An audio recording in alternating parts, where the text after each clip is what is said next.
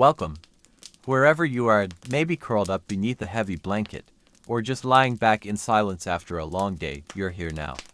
So, take a moment, dim the lights, let your eyes grow soft.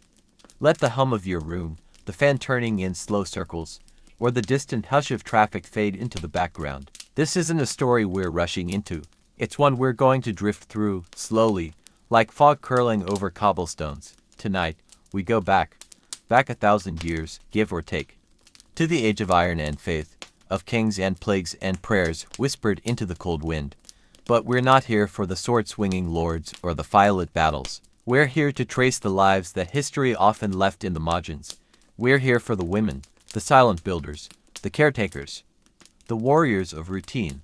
Let's walk with them for a while, not just to see what they endured, but to feel it in our breath, in our bones. To understand how they lived, and maybe how we've never really left them behind. Let me know where you're watching from. And now, close the modern world behind you. Let's begin. The morning began not with sun, but with breath. Cold breath. It spiraled from the mouth of a peasant girl named Annalise, rising like smoke from her lips into the dark rafters of her family's timber-framed cottage. No rooster crowed, no bells rang. Only the stirring of frost-kissed soil and the crackle of dying embers in the hearth marked the hour. She was awake before the world. Before her father's aching joints creaked out of bed. Before the oxen shifted in their pen. Before the sky knew what color it wanted to wear. Her world was earth, sweat, and silence. The floor was dirt, the air, always smoky. Even in sleep, her fingers ached from weaving, lifting, kneading, scraping. And yet, she moved with a kind of quiet discipline. Not hurried, not bitter, just aware. She had learned the cost of slowness, of idleness. In her world, time didn't forgive. She pulled a wool shawl over her shoulders, its edges frayed from years of wear and mending. Her hands moved to stir what little porridge was left in the pot from last night. It was cold, thick, and gray, like everything else in the dead heart of winter. But it filled the stomach. That was enough. Outside, the field still slept beneath layers of ice. But inside her, a pulse of purpose stirred. She would tend the hens, cut kindling, empty the slop bucket, help birth the neighbor's calf if the timing was right. She would do these things, and no one would call her brave for it. They never did. And yet, she was. Across the stone walls and soot-streaked towns, the stories of women like Annalise were very rare. They just weren't written. They were carried, in calloused hands, in lullabies, in scars. Her husband had ridden to war months ago, vanishing like so many men did in the churn of endless feudal disputes. In his absence, Maud managed the estate. She met with stewards, oversaw grain storage, resolved disputes between tenants. She bore no sword, yet wielded power with her quill, her ledger, her tongue. Sometimes at night, when her children finally fell into sleep's clutch, she walked the long, empty halls with only her own echo for company. She would press her palm to the cold stones and wonder, was this all she was meant to be? A wife, a vessel, a placeholder until he returned.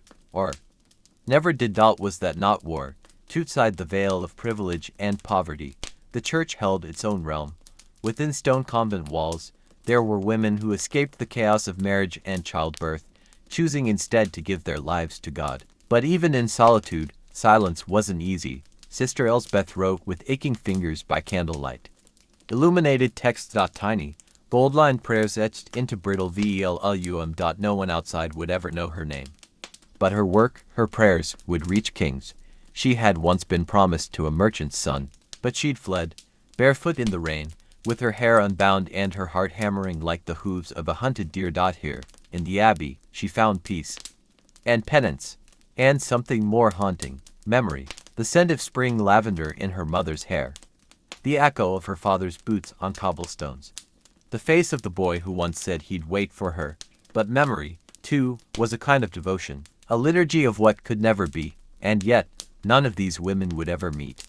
They would die believing they were alone in their quiet rebellions, that their strength was small, their sacrifice forgotten. But history is watching now, and listening, because every ash-smudged cheek, every hand rubbed raw, every gaze lifted to the heavens with a question, why me? It matters, because in the fragile candlelight of their lives, something eternal burned, something the world couldn't quite smother, though it tried. So as you lie there, drifting between past and present, Picture her not the queen, not the saint, not the legend, the girl who woke before the sun, the woman who waited by the window, the sister who wrote in the dark.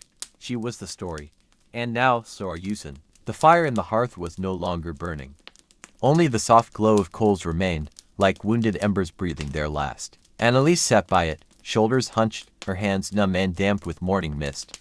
She was spinning flax, twisting coarse fibers into thread, the same way her mother had done, and her mother's mother before that. It was a quiet act, invisible to history, but louder than war in its endurance. Thread, spun in silence. Bread, kneaded by aching wrists. Children, nursed in the cold. Who tells those stories? Beyond the village, the forest loomed, ancient and noble.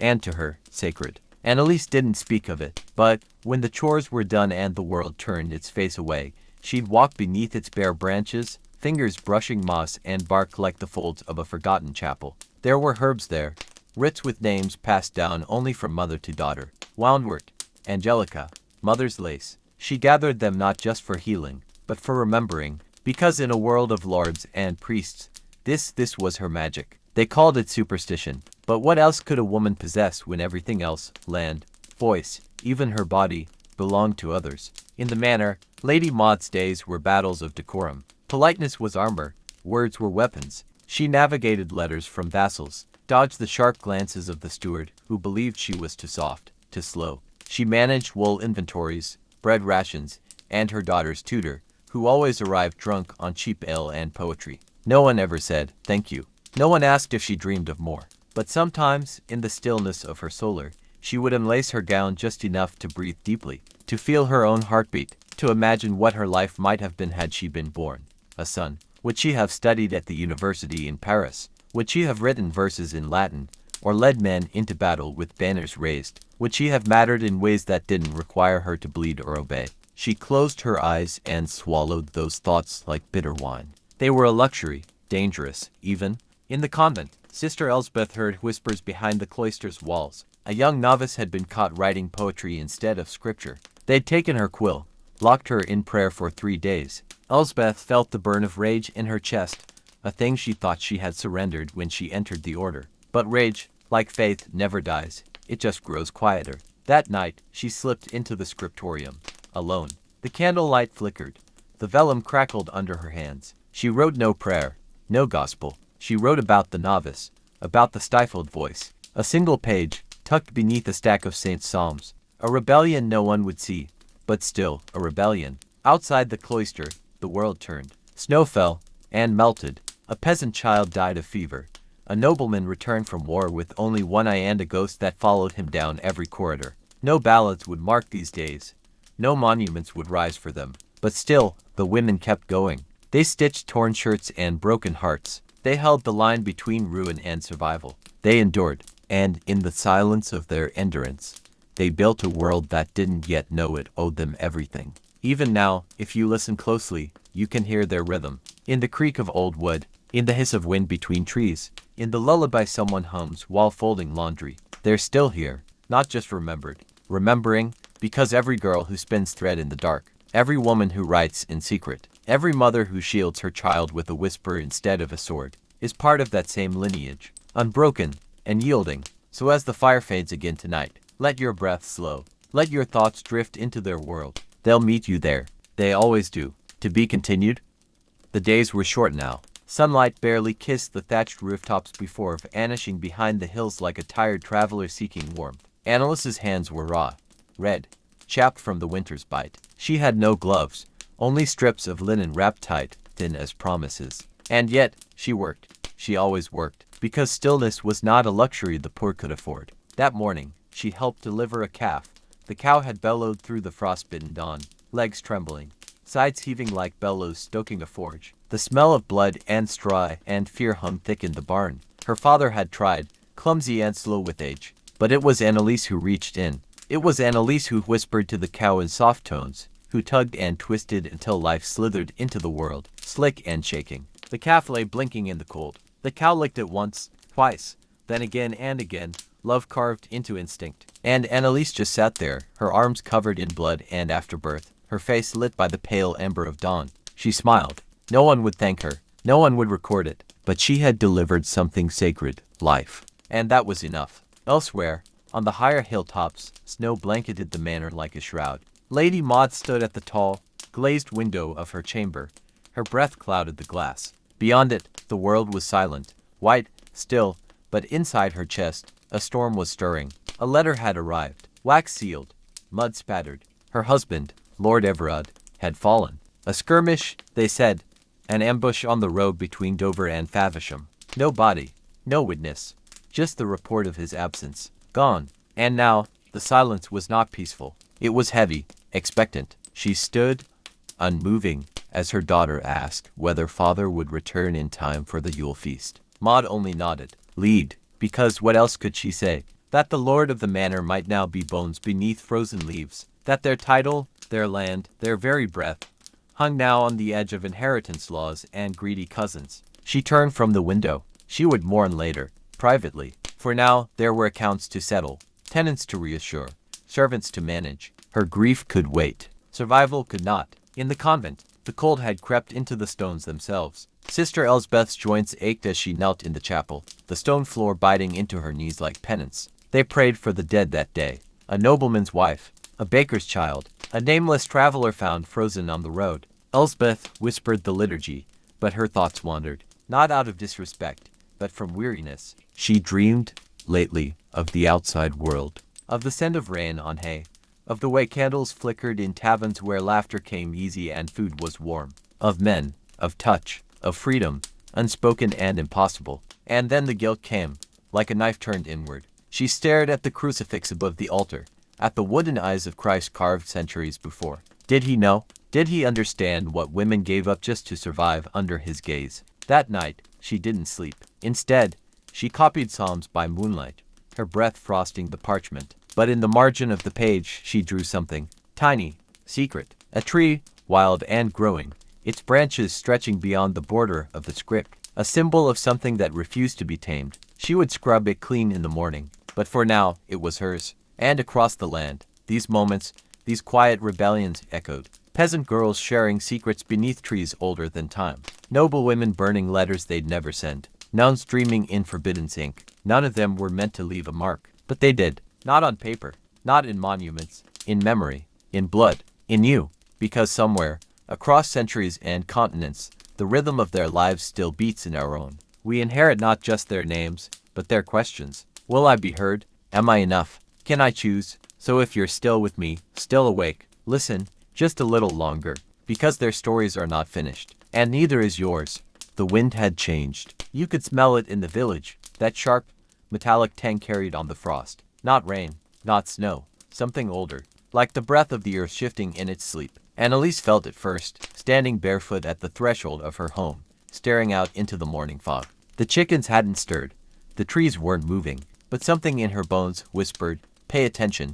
It began with a cart, old, groaning under its own weight, pulled by a mule too thin to last another winter. A stranger rode it, cloaked, hooded, face pale as ash. He stopped near the well, asked for water, said nothing more. By nightfall, the black boils began. The village didn't know what it was at first. Fever, maybe, or witchcraft, or punishment. But the midwife recognized the signs. She'd seen it once, long ago, as a girl, peeking from a cellar door as carts rolled past filled with the dead. And so it returned. The pestilence, the great dying, the wrath of God. They called it many things, none of them kind. Annalise's little brother was the first to fall, 7 years old, too small to fight it. He cried out for their mother in the dark. She held his hand and whispered stories, the ones with foxes and stars, until his breath faded and the world grew quiet. They buried him by the creek, in soil too hard to dig deep. No priest, no rites, just a rock placed at his head,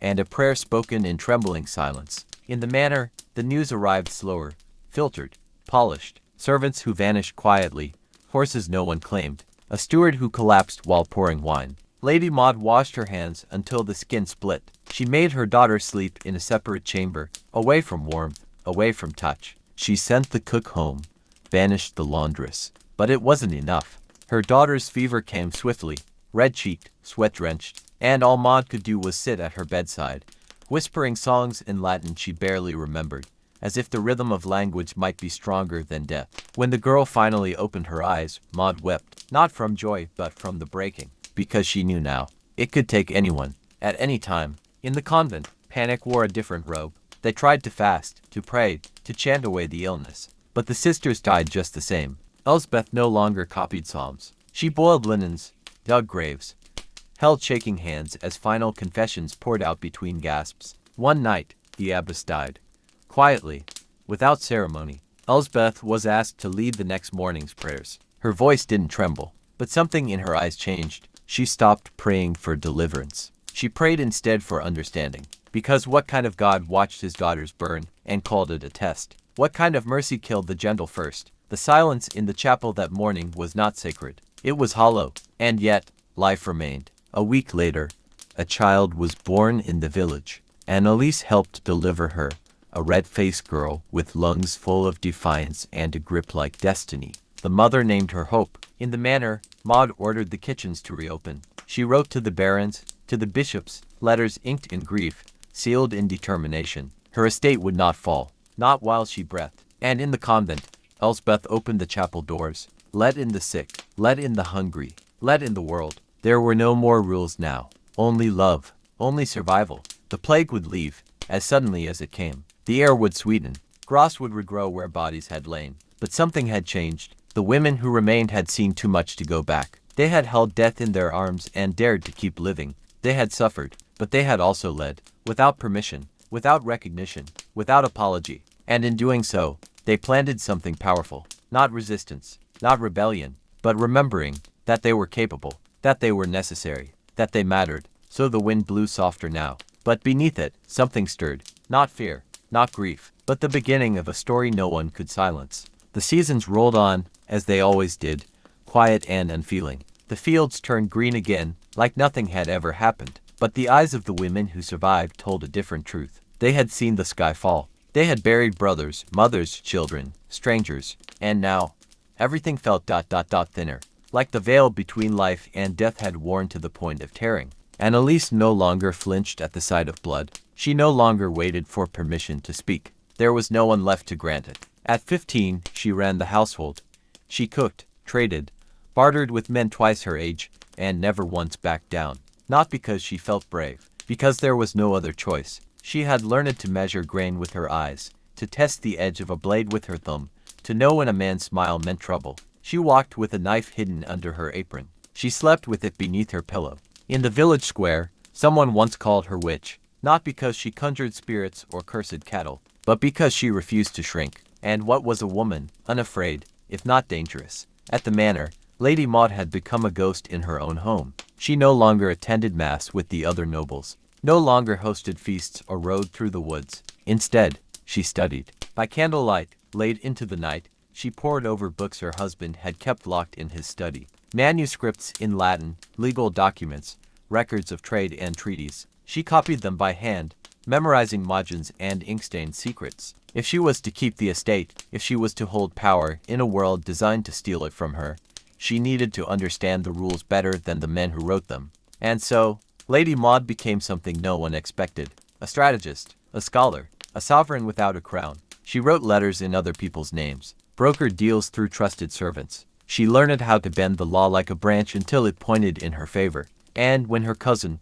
the one who hoped to inherit, finally arrived to stake his claim, he found every gate shut, every document sealed, every witness loyal. He returned to London empty-handed. In the convent, Sister Elsbeth's chapel had changed. Gone were the golden candlesticks and polished chalices. Now there were bedrolls, wash basins, pots of herbal paste and rows of wool blankets. It had become a place of healing, not just for the body, but for the soul. Widows came seeking shelter, unwed mothers with swollen bellies, girls cast out for reasons no man would dare say aloud. Elsbeth took them all in. She taught them to read, taught them how to brew medicine from bitter roots, how to bind wounds, how to speak Latin just enough to read the scriptures for themselves. There were whispers, of course, that the convent had turned into something improper, that Sister Elsbeth had gone too far. But the bishop was sick, and no one else would take in the dying. So the whispers remained just that, fear and envy. Late at night, when the others slept, Elsbeth sometimes walked the cloister alone, bare feet against cold stone. She would stare up at the stars and wonder, Had they always burned this brightly? Or had suffering stripped the sky of its veil too? She did not regret her choices, but she missed innocence. The kind that doesn't know what it costs to keep others alive. And still, life pressed forward. In the fields, grain ripened again. In kitchens, bread rose warm and fragrant. Babies were born. Fires were lit. Songs were sung. The world had not ended, but it had shifted. Subtly, quietly, permanently. The women of the village no longer waited for fathers or husbands to speak. They had survived without them. They would thrive without them.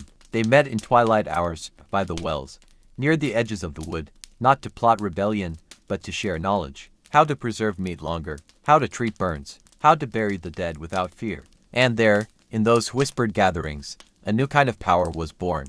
Not the kind made from swords or scrolls, but something deeper, rooted, uncheckable, because these women had built something no man could unmake. Community, memory, legacy. It did not matter if history would write down their names. They knew who they were. They were the daughters of plague and ash, the mothers of a world reborn. And their strength was not written in stone, but in soil. The rain returned in the spring, not a drizzle, not a whisper, but a cold, heavy weeping from the sky.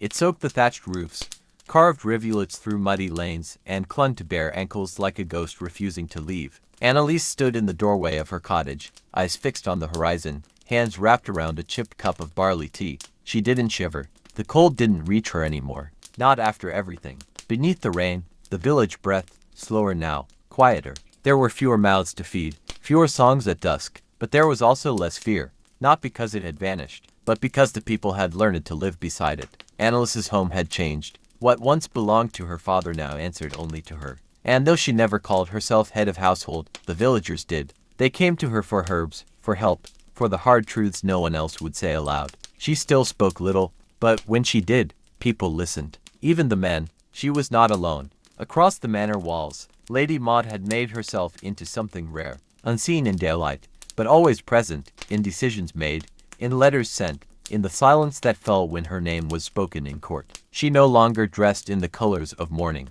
She wore dark green now, the color of pine, of survival. A reminder that what endures is not always what shines brightest. At council meetings, the steward spoke, but it was Maud's words he read. At markets, her seal approved the grain tallies. When famine threatened nearby parishes, it was her wagon loads of barley and rye that saved them. Some called her generous, others calculating. They were both right. Maud had learned that charity, when timed correctly, bought more than gratitude. It bought loyalty. It bought silence. It bought power. And she wielded it like a dagger hidden beneath lace.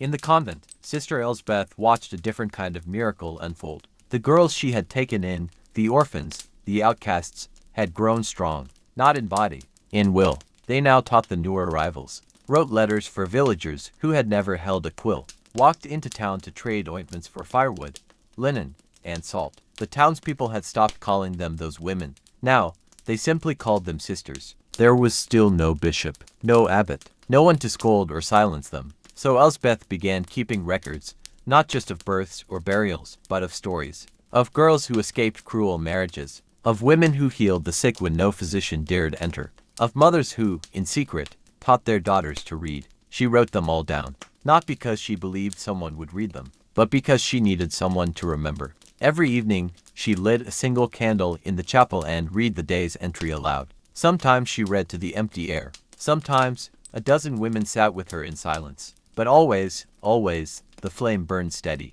And to her, that was enough. Farther away, in towns untouched by famine or fire, people still spoke of order, of tradition, of restoring what was lost. But in the corners of the world where women had filled the silence left by death, there was no desire to go back. They had seen what the old ways protected. They had watched powerful men flee while widows stood tall beside graves. They had heard the prayers that were never answered. And they had decided they would be their own salvation. No church bells rang for them. No songs were written in their names. But if you listened closely, if you stood in the rain at dusk, or wandered the fields at dawn, you could hear it. A lullaby hummed while mixing bread, a whispered lesson beside a fire. A story passed from grandmother to child like a thread of gold sewn through generations. These were not queens, not saints, not warriors. They were women who lived, who endured, and that, in a world that tried so hard to forget them, was rebellion enough.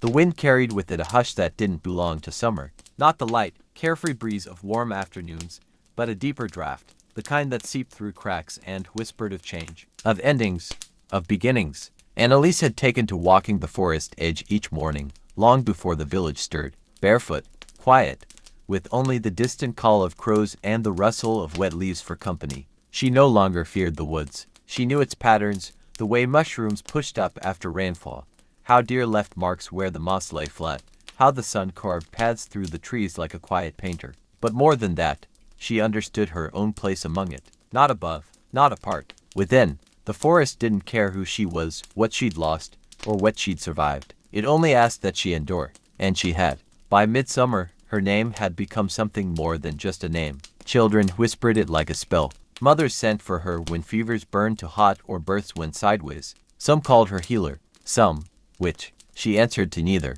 She was simply Annalise, and she was needed. At the manor, Lady Maud watched her land swell with green again. The wheat stood tall. The orchards bore fruit so heavy it bent branches to the earth. But abundance came with questions. How much to trade? How much to store? How much to give? And to whom? Because as Maud had learned, generosity was not just kindness. It was courtesy. And courtesy, when spent wisely, turned into protection. She brokered peace between two neighboring lords over a shared border. Not with swords or soldiers, but with flour. 10 wagons full, signed and sealed with her mark. She knew the old men at court laughed behind closed doors. A woman with no husband, no title, ruling from behind a veil. But she also knew. Not one of them had stopped her. Not one of them could. In the convent, Sister Elsbeth prepared for winter, though the air still smelled of lavender. She had learned to anticipate suffering, to see it coming on the backs of clouds, in the thinning of bread loaves, in the tired posture of travelers seeking rest. She taught the younger women how to dry herbs properly, how to grind root into salve, how to stitch with fingers numb from cold. But more than that, she taught them how to hold silence. Not the silence of submission, but the silence of presence, to sit beside a dying woman without flinching, to light a candle without asking who it was for, to carry grief not as a burden, but as a thread stitched into one's soul. It wasn't holiness. It wasn't doctrine. It was simply the art of staying when others turned away. And in this, the convent was no longer a place of escape. It had become a place of return.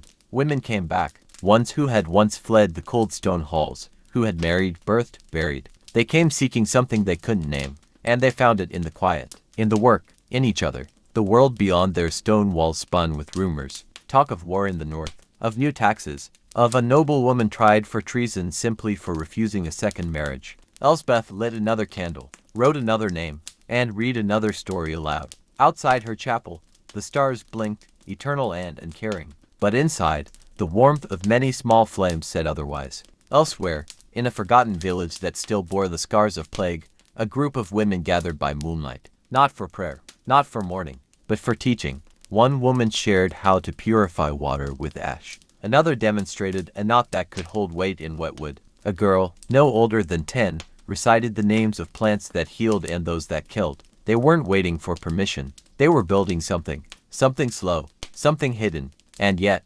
something unstoppable. They had realized something simple and dangerous. If no one was coming to save them, then they must become the saviors of one another. And in that understanding, something ancient stirred. Something older than kings, older than swords, older even than the silence that history would try to drape over them. They were no longer just surviving. They were remembering, reclaiming, restoring. The wheel of the year turned. The fields waited to be harvested. And across the land, in quiet corners and silent stone rooms, women prepared not for war.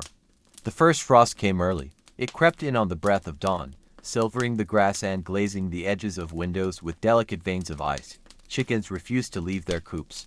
The river slowed, as if even the water remembered how it once froze solid like a vein turned to stone beneath the skin of the land. Annalise noticed before anyone else. She had risen in the dark, her breath visible in the glow of the hearth, and when she stepped outside, her foot sank not into mud, but into earth that crunched.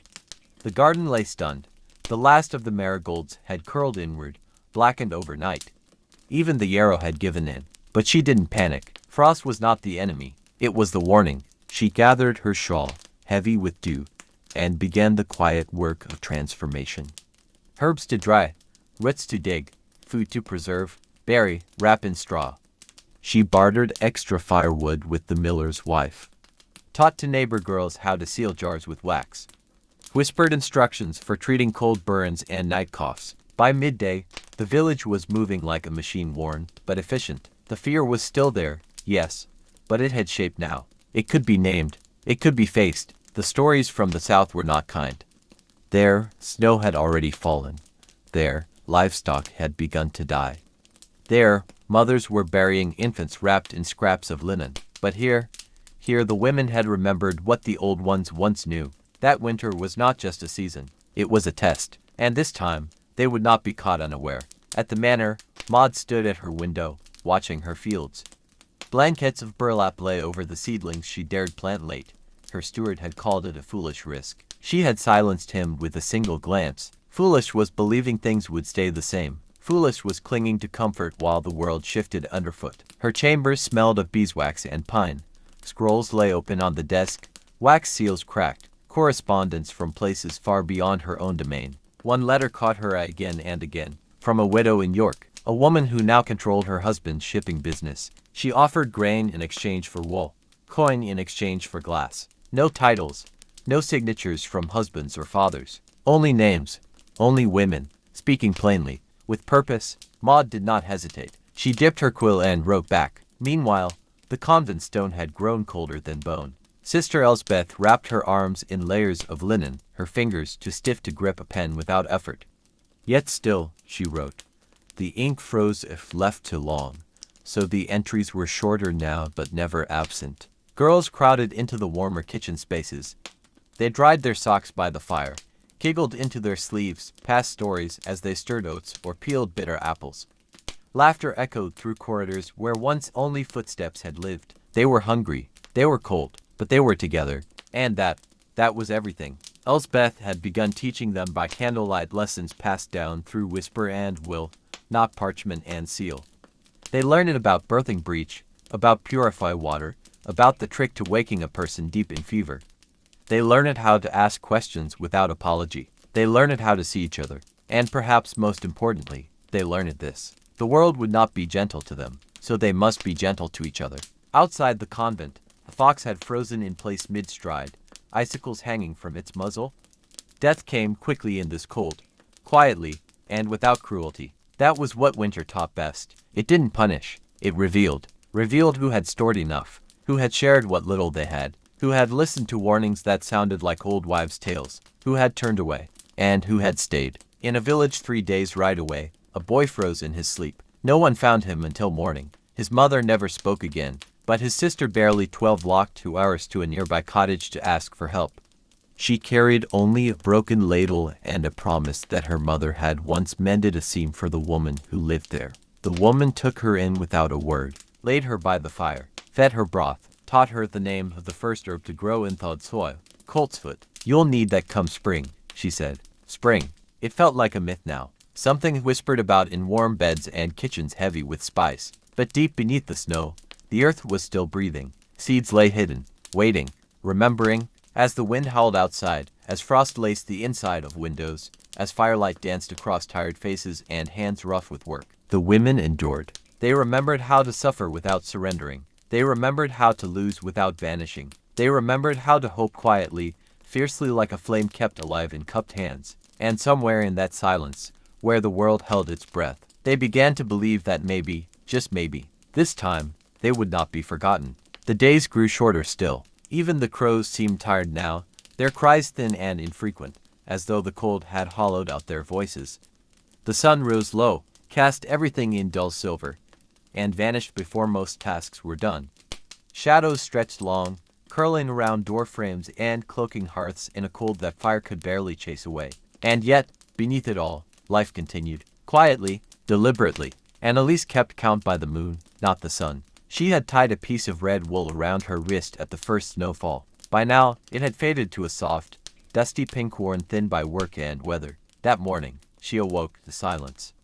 Not just the hush of winter, but true silence. No birds, no wind, not even the groaning of trees in the frost. She stepped outside and saw the world covered in a hoar-frost so thick it looked spun from glass. The trees shimmered with 1,000 thin icicles, and every branch held its breath. It was beautiful and dangerous. She knew this kind of stillness could break. A man could lull a woman into stepping too far from warmth, too long from home. So she made tea from dried nettles, crushed thyme for the lungs, wrapped cloth around a neighbor's chest who hadn't stopped coughing in days. And still, she whispered stories into every gesture because stories, like medicines, had to be passed down or they died. One was about a girl who slept in a snowdrift and woke up changed, neither alive nor dead, but something else. Another told of a widow who planted garlic around her door to keep death from entering. Children listened, why died, pretending not to believe, but they remembered. Because fear, like love, was a language they all understood.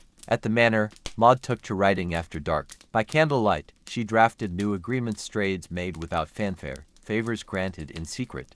She ordered extra grain sent to the farthest farms, the ones whose names the court had long forgotten. She ordered wool cloaks delivered to the village girls tasked with carrying bread to elders too weak to walk. No one knew where the gifts came from. No one asked. It didn't matter. Maud had learned that true power didn't need to be recognized to be real. It simply needed to be used. She no longer dreamed of banners and feasts. She dreamed of fire that never went out. Of every child making it to spring. Her lady's maid, Helena, braided her hair now with strips of linen soaked in rosemary water to keep the lice away. Small wars, she called them. Maud only nodded. She understood. This was what survival looked like. Not glory, not conquest. Maintenance, care, repetition. And at the convent, Elspeth buried her third body of the season. No bell tolled, no procession. Just a hole in the frozen ground, the sound of dirt on wood, and the breath of prayer that steamed into the air and vanished before it reached the sky. The girl had been 15, strong, laughed often.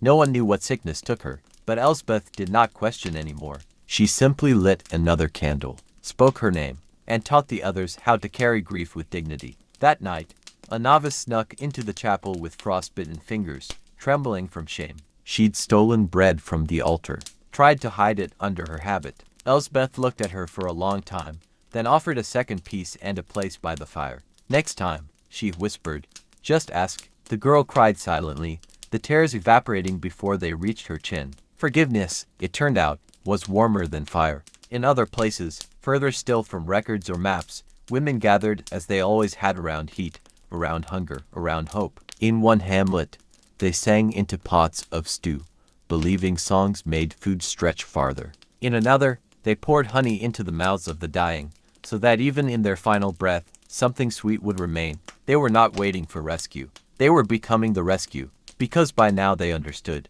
This winter would not be short. It would not be gentle. And if they were to emerge from it at all, it would not be because fate was kind. It would be because they had made it so. Through every frostbitten dawn, every sleepless night, every quiet, unseen act of resistance. They were not heroines in songs. They were not saints carved in stone. They were women, and they endured. The snow came heavy that week, thicker than before. The kind that silences the world like a burial shroud laid gently over the living. It fell for 2 days without pause, each flake a soft blade, cutting sound and time into stillness. By the second night, doors would not open. By the third, roads were gone entirely, replaced with shapeless fields of white. And so the world became small again. A single room, a single fire, a single pot of stew to last as long as hope would allow. Annalise wrapped linen around her ankles before stepping outside. Her breath billowed like smoke as she leaned into the storm, dragging a bundle of sticks to the hearth.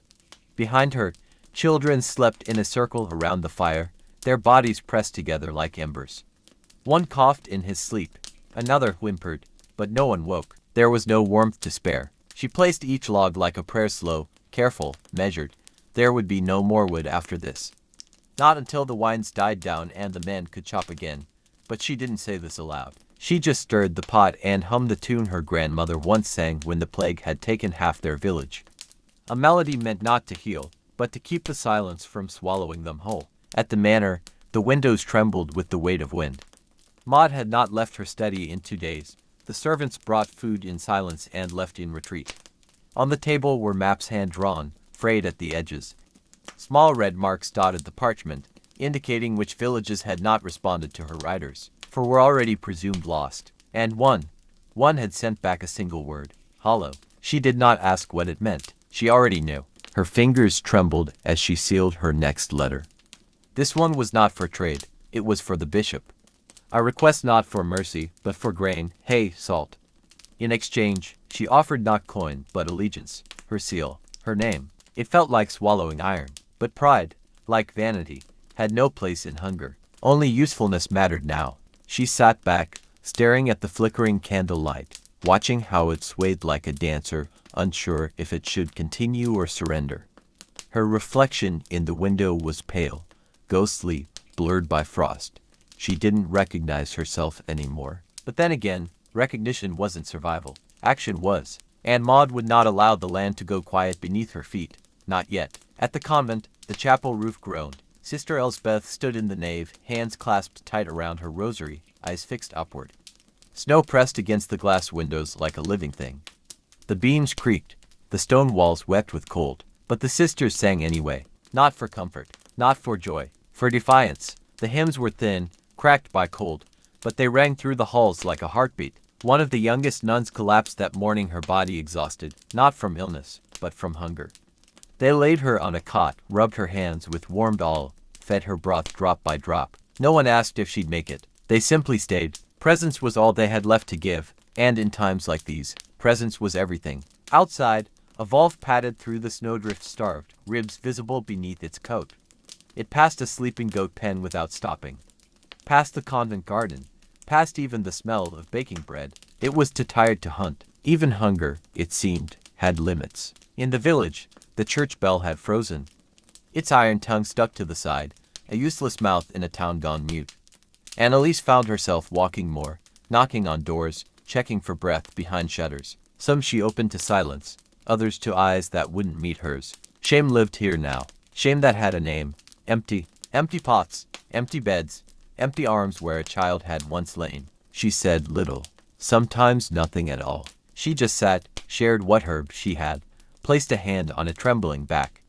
Because sometimes the most powerful medicine was simply the reminder, you are not alone. On the 5th day of snow, a woman gave birth in a shed. There was no midwife. No time. Only blood and straw and one frightened father with shaking hands. Annalise arrived too late for the cutting of the cord, but just in time to catch the baby's second breath. A girl, red as fire, howling like the storm itself. They named her Branwen, after the ash tree that had withstood a lightning strike and never fell. When the girl finally slept, Annalise looked down and whispered, "You weren't supposed to make it." The baby twitched in her sleep. Annalise smiled. "But you did." Somewhere across the hills, another candle flickered out, but in that shed, a fire was lit, and so the balance held just barely. This is how the women kept going, not through great victories, but small ones. A meal stretched one more day, a baby born in snow, a hymn sung in a cracked voice. They stitched their survival together with whatever they had, thread, hope,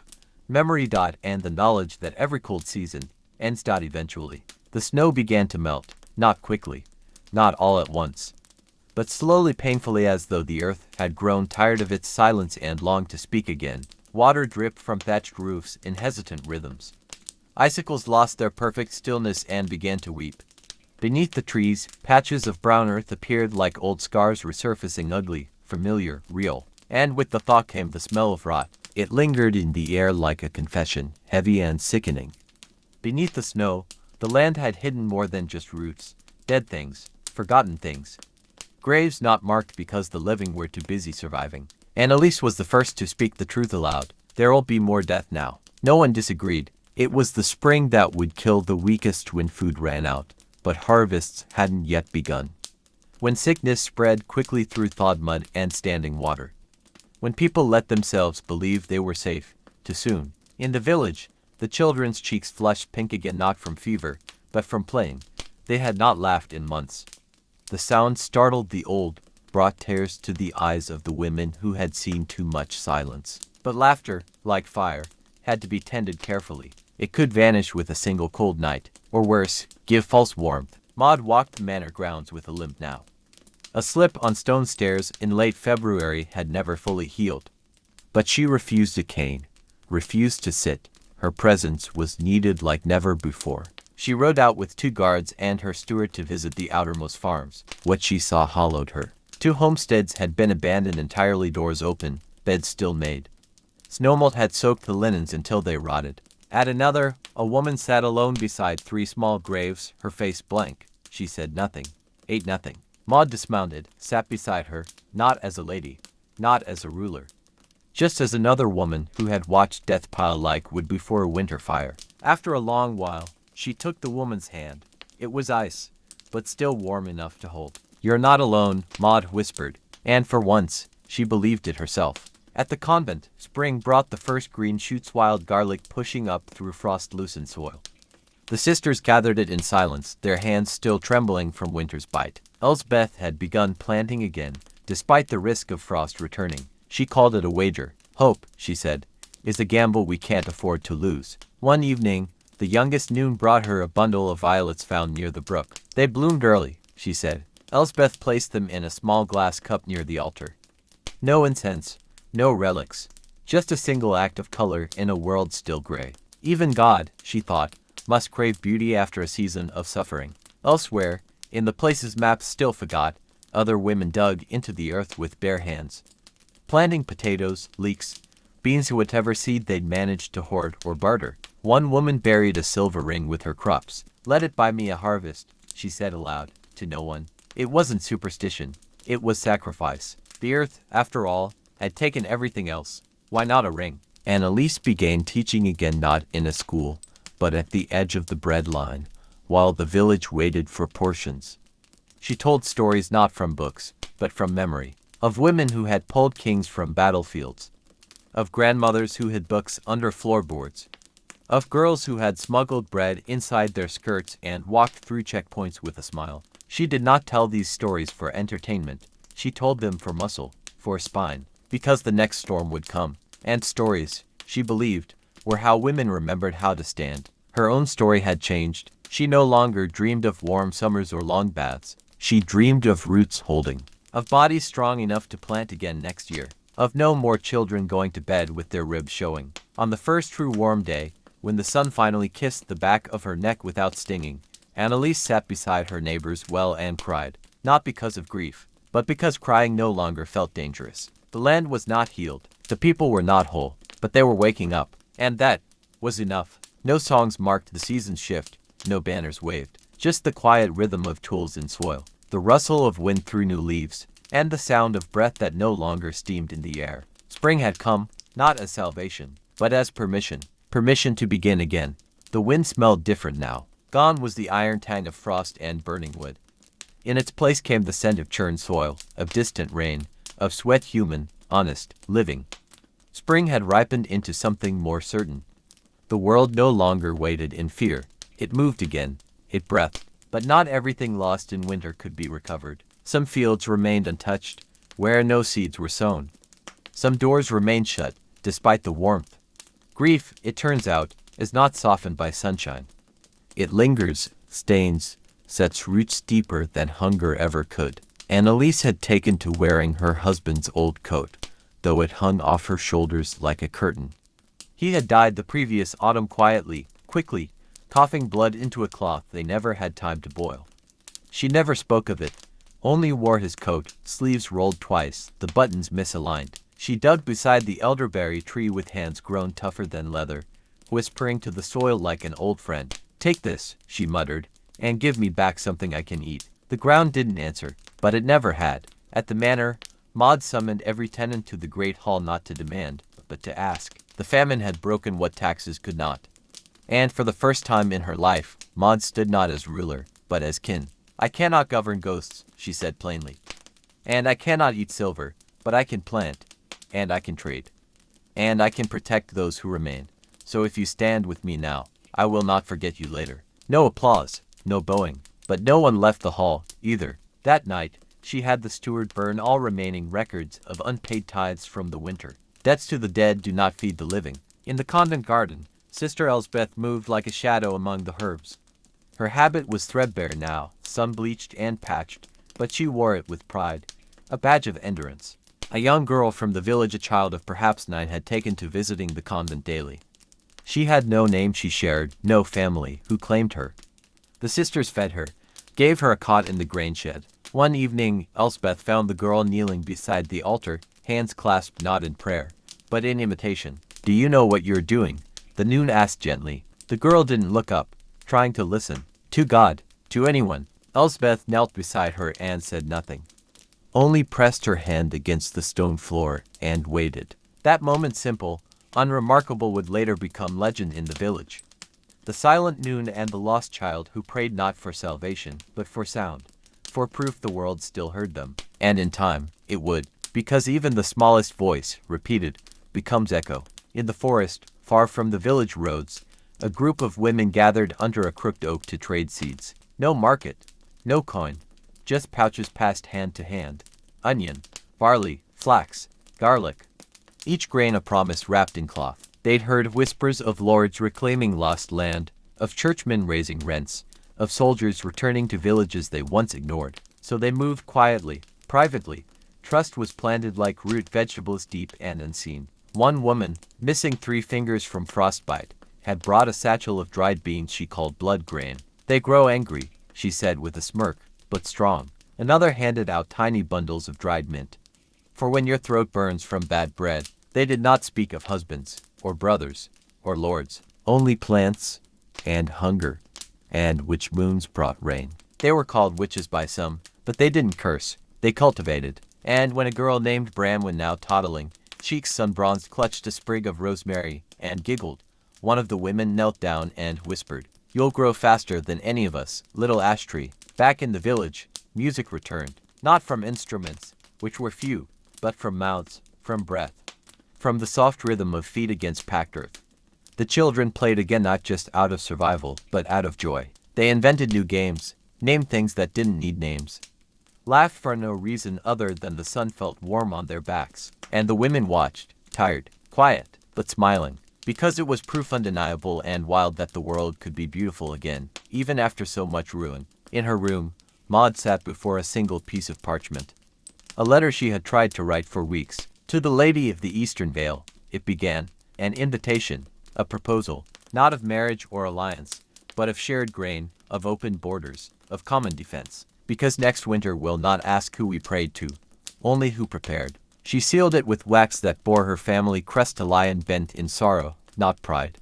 Then she looked to the hills, where green had finally overtaken white, and whispered to no one, "I will not let this happen again." But promises made to oneself are the most fragile. The land, after all, has its own memory. And sometimes it forgets to forgive. The first storm of summer arrived not with thunder, but with stillness. The air turned thick, wet and waiting, like the sky had drawn one long breath and refused to let it go. Birds vanished, dogs whined. Even the trees stood motionless, their leaves trembling without wind. Maud felt it first, not in the sky, but in her spine. An old ache, not of body, of history. She had read enough of the land to know this quiet was not peace. It was a hush before the blow. The storm broke just after dusk. Rain didn't fall, it slammed.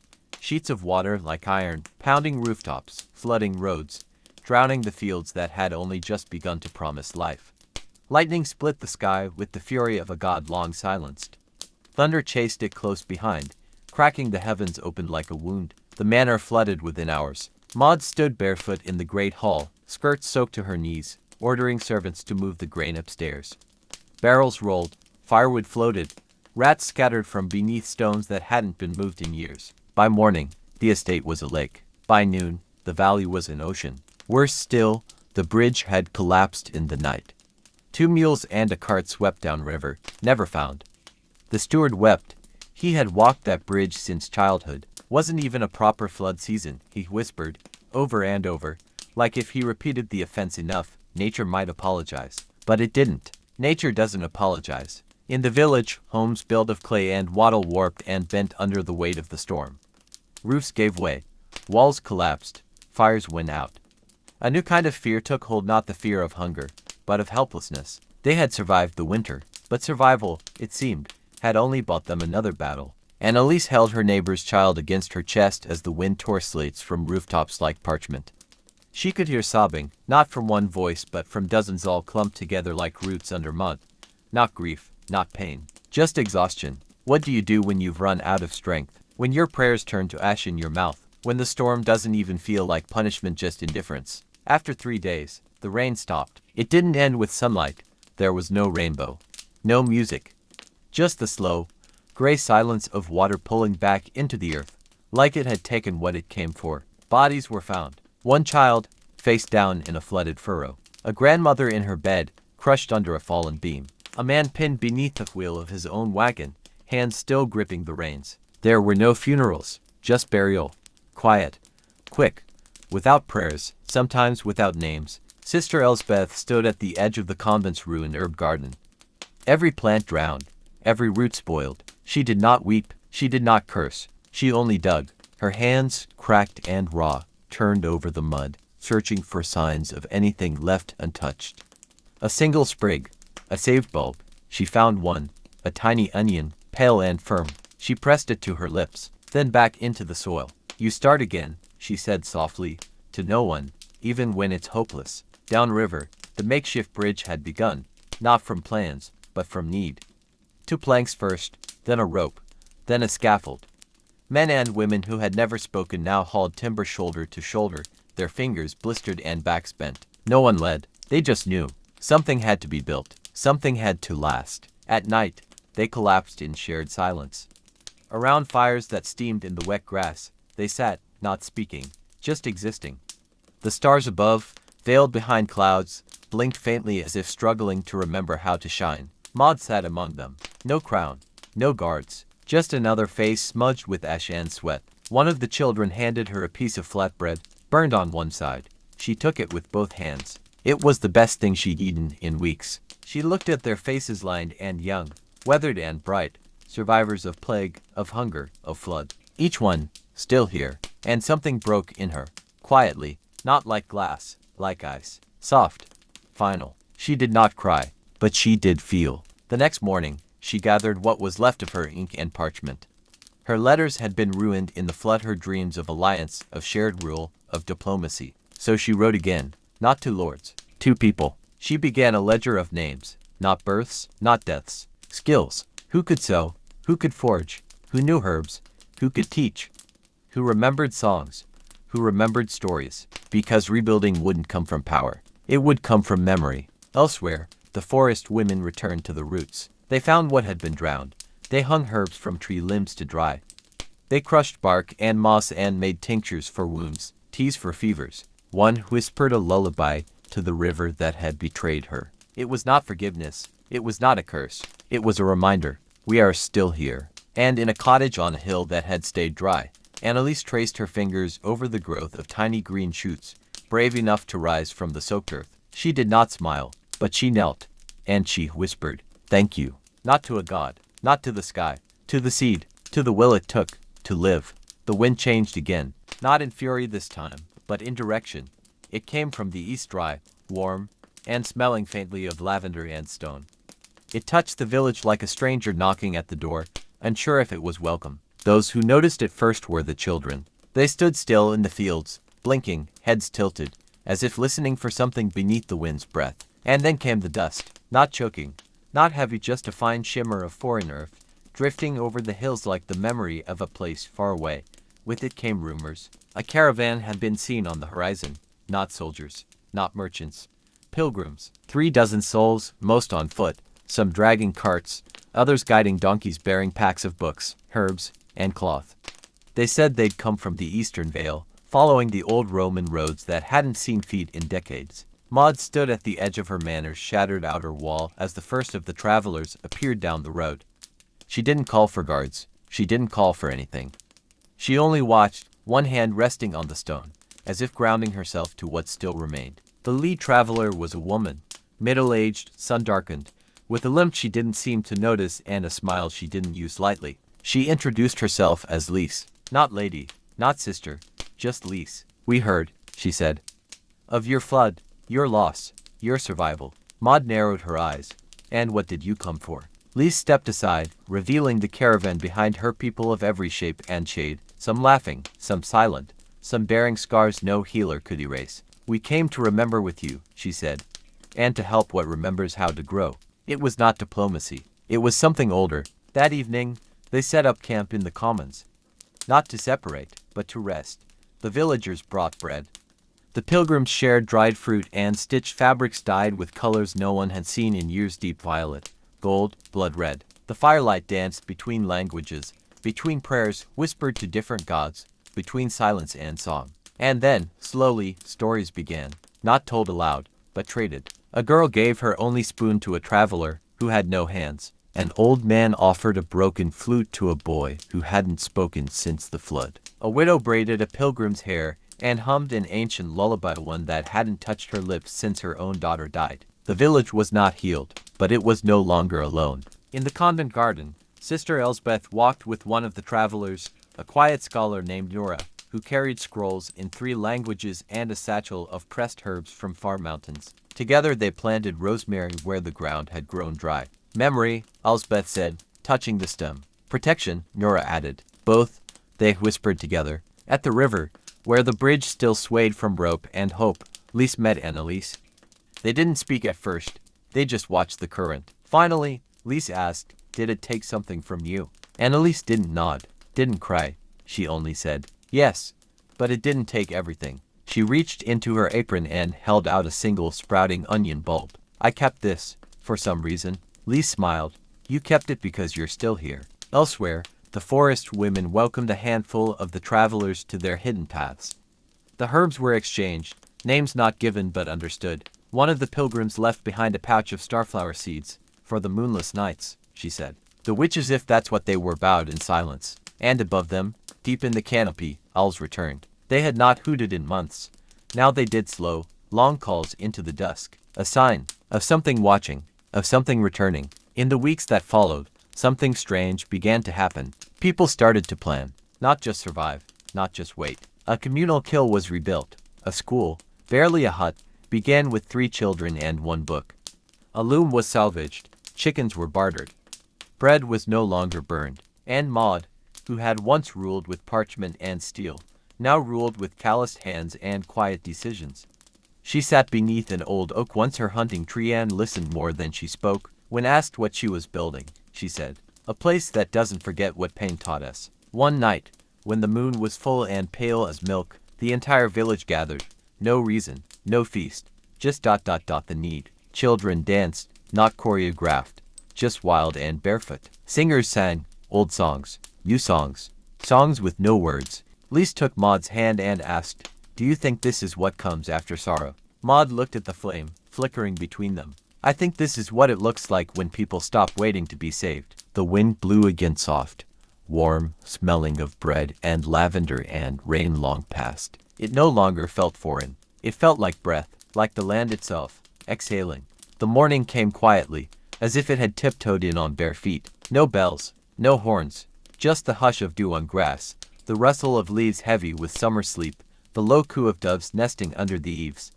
It was the kind of morning that felt like a held breath, gentle, sacred, expectant, and somehow, everyone felt it. The pilgrims had begun packing, not in haste but with the softness of those who know when their part of the story is done.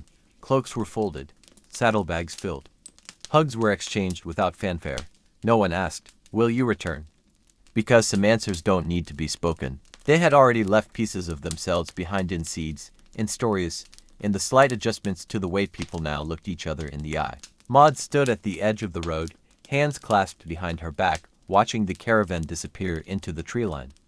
The earth held the weight of their footprints, and for a moment she swore the trees bowed to them as they passed. She didn't wave, she didn't cry, but her eyes followed them long after they were gone. And then she turned back toward the village, toward what remained, toward what was becoming. The stone walls of the manor were still half ruined, the tower cracked, the roof patched with canvas. But the gardens bloomed again, squash and onions, rosemary and beans.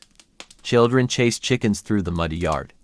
An old man taught 2 girls how to thatch a roof without burning their hands. There was no gold, no court, no orchestra, but there was rhythm, there was life. In the convent, Sister Elsbeth added a new page to the Book of Days. The script was neater now, slower, more deliberate, each entry a note to the future. Rain held off today.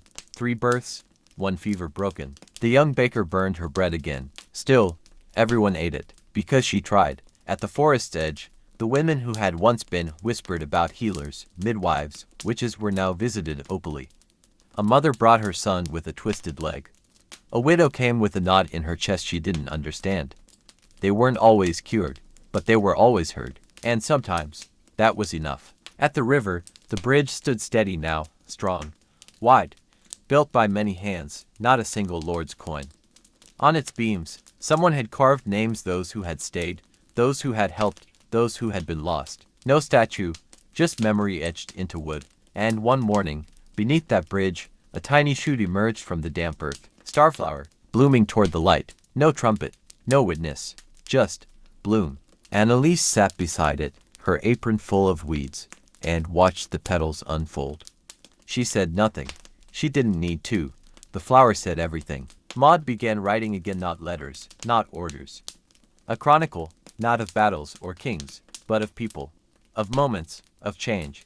1,000 tiny revolutions no scribe had thought to record. The people mourned together and were not weaker for it. They rebuilt without waiting for permission. They taught each other how to survive without forgetting how to feel. One evening, when the moon was low and soft as cream, the village gathered again. No reason, no ritual, just presence. Lise had left her tambourine behind, and a boy found it. He didn't know how to play, but he struck it anyway. The sound was crooked, wobbly. Beautiful. Others joined. A woman with a broken harp. A man with a voice like gravel. They made music. Clumsy, joyful, alive. Maud danced, barefoot. A queen in a linen shift, spinning like a child under starlight. And the people laughed, not politely, not carefully, but freely. The kind of laughter that reaches the gut. That makes you remember your body. That reminds you why it matters. When the fire died down, and the stars blinked heavy in the black above, they all sat in a circle. Someone asked the oldest woman in the village, a seamstress missing 3 fingers, what she thought had saved them. She looked around, at Maud, at the bridge, at the seeds, at the scars. Then she said, "It wasn't the rain that almost ended us. It was forgetting how to hold each other.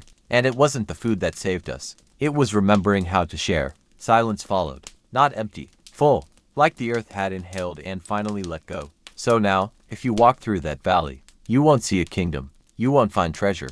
But you'll see something older than gold. A place where people remember. Where sorrow was not the end. Where hands once clenched in fear now reach out in welcome. Because even in an age of ruin, even in the aftermath of fire and flood and silence, somewhere, someone chose to begin again. And that is how the world was saved. One small act of love at a time. Soft ambient tones and distant whine. The narrator speaks like a secret being told to the night. If you're still here, listening through the quiet, then maybe this story found the right heart. History isn't locked in stone. It breathes through stories like this, through forgotten voices, quiet rebellions, and the slow, stubborn rise of hope. If their struggle moved you, if you saw a piece of yourself in the ashes they rose from, then stay with us. Subscribe to Obscura Historia, because there are more stories buried in the dust, and we intend to uncover every one. Comment below. Tell us where you're listening from, or what part of tonight's journey stayed with you longest. Was it the flood, the silence, or the way they chose to live again, even after everything? And if you're watching in bed, turn off the light now. Let the quiet settle. Let the echoes rest. We'll be here, waiting for you in the next story. Until then, sleep deeply, dream bravely, and remember, the past is never truly gone. It only waits for someone willing to listen. Fade to black, a whisper of wind, then silence. Obscura Historia logo appears slowly, flickering like an old candle.